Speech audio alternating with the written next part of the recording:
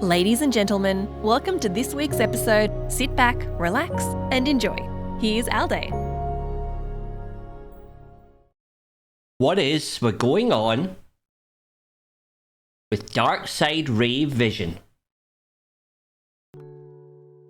Hey Islanders, welcome back to another episode of What is SWGOH-ing On. Today we're going to talk about Ray Darkside Vision, the new character, new Conquest. What's going to change in the game? How will it change? What am I personally going to do? We're going to unpack it all. We're going to talk about Omis. And we're going to talk about what you need to do today. Not what you're going to do when you unlock her, but what you need to do today. So stay part. Now let's start with her. Now she is a highly conceptual character, only in the films for a few seconds, but it really kind of shows that maybe the chains are coming off CG. Maybe they're getting a little bit more rein to be able to work on characters they want to work on. So it opens a lot of very interesting characters in the future, but let's start with her. Okay, so First Order and Sith. She has both tags. I'm not too sure the Sith one's going to be that relevant here. Certainly it allows her to move into a Starkiller team as a Sith, but I don't think we're going to see her in there, to be honest. There's a question about threes and a KRU lead Starkiller team, but we'll leave that for now. And what does she do? Well, she does put a lot of fear around. So we're going to have a sort of a fear spreading. Obviously fear, you miss the next turn, you can't use your abilities, it increases cooldown. It is really a shutdown mechanic. So fear is going to be very, very prevalent in her team. So she's going to start shutting down opponents. She has 3 GAC Omis. We'll talk about the priorities later on when we start getting to my mid-rim masters. We'll talk about them at that point. And obviously, she has a very unique revive system, which is probably... We're going to see how it works in practice, because there's a few question marks, but if she happens to kill someone, then supposedly it will revive everyone that character has killed. So you're going to see possibly entire teams coming back, or high amount of teams, or if you're attacking with a single high damage dealer, who's the one that's doing all the damage and killing all the people, you run the risk of her actually bringing everyone back if she happens to kill that character. It's going to see how it works in practice. It's possible with SLKR on that team, you might not see that one really being used too much. It's currently SLKR that's doing the damage rather than Darkside Ray, but we'll see. She does hit multiple times, and therefore I think we're going to look at her critting is probably what you want her to do. If she crits, she's going to add on to SLKR's special, his ultimate charge. So you're going to have to watch her doing that. She does hit multiple, so she'll hit occasionally. Maybe she'll miss with the initial foresight, but then she'll hit 2 or 3 other times after that. She certainly does AoEs as well. She's going to hit multiple people. But let's move off this. Let's talk to my Inner Rim initiates. You guys, well, what do we say? This is a new character. It's a Conquest character. This is somewhere for you to aspire to. This is not something you're ever going to see. This is going to be a long, long way off. So what can you actually do here? Well, she will go into Proving Grounds eventually. It's probably going to be almost 9 months when you start looking at the cadence of when she'll actually get there. But she'll go into Proving Grounds probably in maybe a year to 9 months. Almost all the Proving Grounds, or many of the Proving Grounds, can be beaten with SLKR.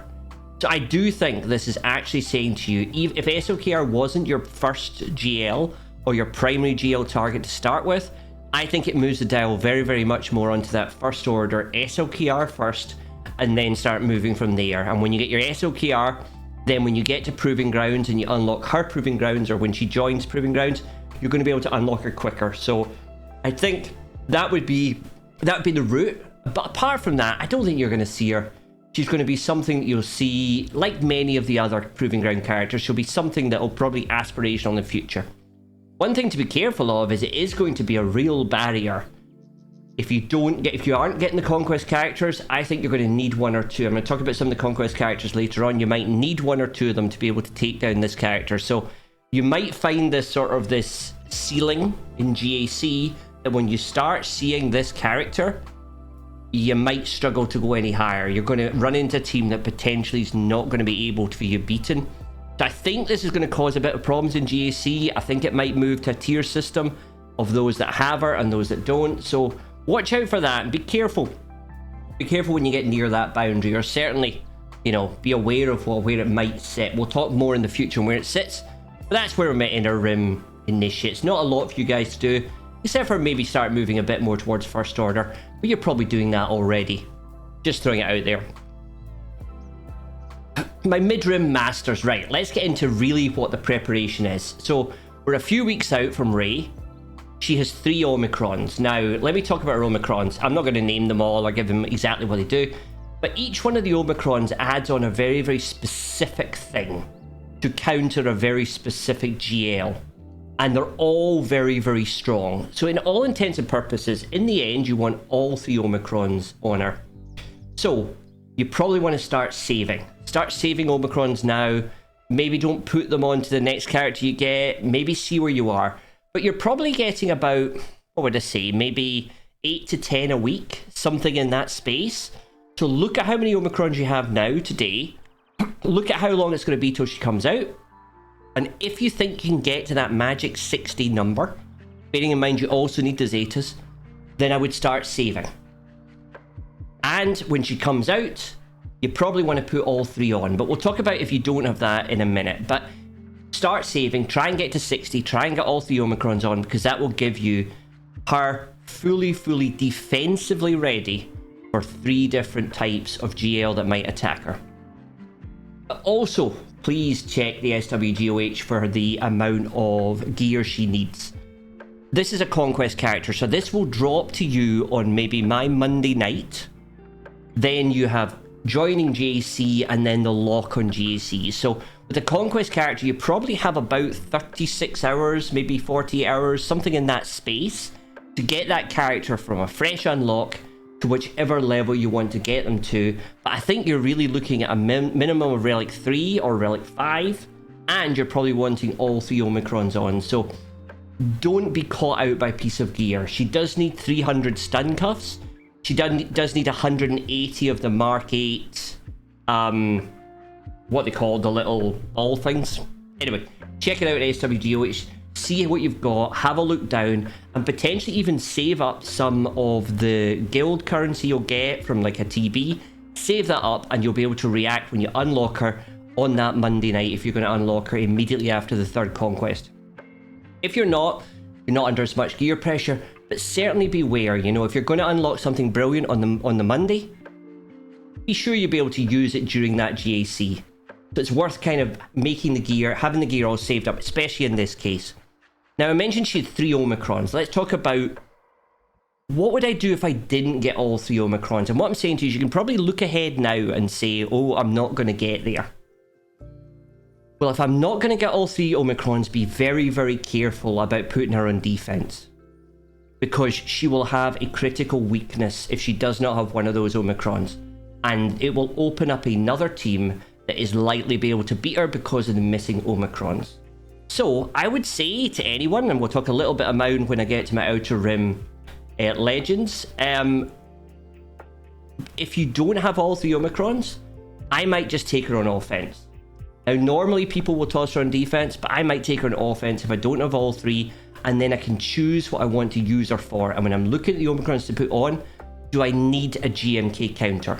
Do I need a Leia counter? What counter is it I'm looking for? What is it I'm going to need? And that would be the Omicrons to put on. The other thing to be very, very careful of is Insights. Insights is an incredible tool. It'll tell you who beats these characters. It will give you a really good information. However, in this case, we are going to have to be super careful, because this character is going to give very different win rates depending on what Omis are on it. And certainly on the initial battle data, you're going to see battles where something looks very, very easy because there's a missing Omicron, and other ones where you see one which is incredibly impossible because all 3 Omicrons are there. So be very, very careful of CAC Insights. Be very, very careful of what batches or battles you're watching, and keep asking the question, not just how many Omis that character has, but which ones. We've got to learn that. So just watch out for that and be very, very careful. So my mid-rim masters, you guys start saving now. Look at what you're saving, and just be careful when it starts coming out that you are you know, you're mindful. If you're not going to unlock her and you're still working on Conquest, well, you do have one more to go, and then you've got 3 more under the Bad Batch banner. Now, under Bad Batch, let's think about Bad Batch. So, Bad Batch Season 3, Asajj, could be Tarkin, could be Sheev Palpatine or Emperor Palpatine. These are maybe characters I would expect to be the ones that are get kills with, you know, these sorts of characters, as well as obviously the existing Bad Batch characters, and the ones that are going to launch. The marquees they'll launch this week or next week, or, you know, up to that point. So, you're going to have to look at Bad Batch. So if you are struggling, if you are in that bubble and you do have a little bit, consider Bad Batch, but I would also hang out for that Lightspeed bundle. It's definitely going to come at some point. You know they're going to monetize the Bad Batch because they take a hell of enough of Cairo techs. Cairo's obviously heavily needed by Rey as well. So see where you are, take advice, try and get as many you can. Take this Conquest seriously and get as many. Anyway, let's move on to my Outer Rim Legends. So here we go. It's another overpowered character during the game. We all just toss it on defense and we walk away. Well, I don't think we will. I think this time Aldi's not going to do that. I think in this case in particular, I think this team is going to be vulnerable. And I think this team in particular might be seeing Bane join Emperor Palpatine on offense. I think that might be the counter. And I think we might see Bane having to be with EP and certainly wiping out certainly a fully Omicron team. So I'm not necessarily going to put this on defense. In fact, I think I'm going to take my one on offense. And let's face it, SLKR beats just about everything except GMK. So I give SLKR this Dark Side Vision Rey, and then it becomes another GMK counter. Well, I don't need another GMK counter. I already have a few. So I actually don't think I'm going to put my Rey with my SLKR. I think we'll be going into 5s. I think I'm going to keep my SLKR on offense, and I'll run it probably under an Asajj, zombie, armorer type setup. Certainly what we were running, where we had the Great Mothers over and doing something else. Maybe with Merrin in there, we'll see where we go. But I think I'll run an SLKR setup in one way, and I actually think I'm going to toss Rey in with KRU. And I might put that on defense, or I might keep it on offense. I'm not too sure. I think I'll keep it on offense for the first round. Second round, I might put it on defense, because I think Rey with KRU plus a separate SLKR team is going to be more value than having SLKR with Rey as an individual team. There will be some subtle differences, and it will depend on what datacrons are out there. But I still think I still think C Bane will easily beat an SLKR Rey team, even with the Omicrons. So we will need to see that in practice, but that's what I'm thinking. So that's kind of what I'm thinking on defense. How am I preparing? Well, obviously I've checked all the gear I need. Going to have the Omicrons. I'm going to get all 3 Omicrons on. I will have flexibility if my initial thoughts don't come through. But what I'm going to do is I'm going to change my modding on my KRU. KRU is going to get much better mods. It's going to get much more survivability, much harder to kill. So he's going to get a bit thicker, probably with health mods. And my Red Trooper is going to get significantly more damage.